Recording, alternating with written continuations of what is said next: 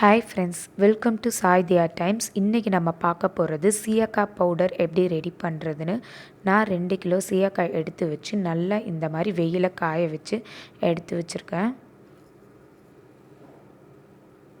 அடுத்ததாக 10 செம்பருத்தி பூ, இதையும் நல்லா வெயில காய வச்சு எடுத்து வச்சுக்கோங்க.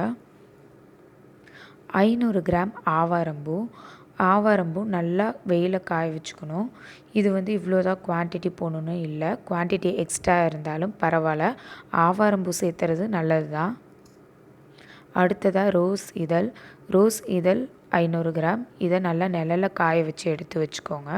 இது நல்லா வாசனையும் கொடுக்கும், ஹேருக்கும் நல்லது. அடுத்தது கருவேப்பிலை 250 கிராம், மருதாணி 250 கிராம், இதையும் நல்லா காய வச்சு இந்த மாதிரி இது மாதிரி எடுத்து வச்சுக்கோங்க. அடுத்ததாக ஆலிவேரா, இது 2 பட்டை எடுத்து நல்லா சின்னதாக கட் பண்ணி நல்லா வெயிலில் 1 வாரத்துக்கிட்ட நல்லா காய வச்சு எடுத்து வச்சுக்கோங்க. அடுத்ததாக பூந்திக்கொட்டை எதுக்குன்னா, நம்மளுக்கு ஷாம்புவில் நுர வர மாதிரியே இதை ஆட் பண்ணால் நம்மளுக்கு நுர வரும். அது இல்லாமல் மிஷினில் அரைக்கும் போது உடச்சி கொண்டுட்டு போங்க.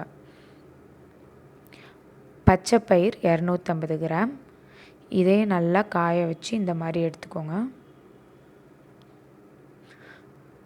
அடுத்ததாக கடலப்பருப்பு 250 கிராம்,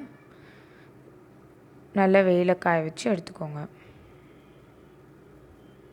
அடுத்ததாக பூலாங்கிழங்கு வசம்பு எதுக்குன்னா, நல்லா வாசனையை கொடுக்கும். அது இல்லாமல் வசம்பு சேர்த்துறதுனால நம்ம அரைச்சி வச்சுருக்க பவுடரில் வண்டு வராமல் இருக்கும்.